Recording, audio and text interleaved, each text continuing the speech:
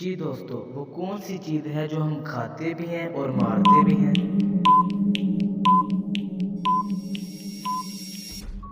دوستو، جوتے جوتے۔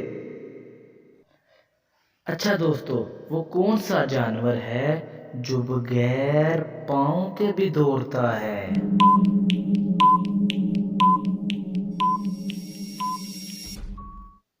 دوستو، سانپ سانپ۔ اچھا دوستو، وہ کون سا مہینہ ہے جس میں عورتیں تھوڑا کم بولتی ہیں؟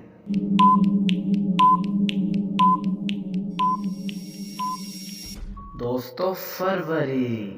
کون سا مہینہ؟ فروری۔ اچھا جی، تو دوستو، وہ کون سی آواز ہے جس سے آپ تو نہیں مگر دوسرے بہت تنگ ہوتے ہیں؟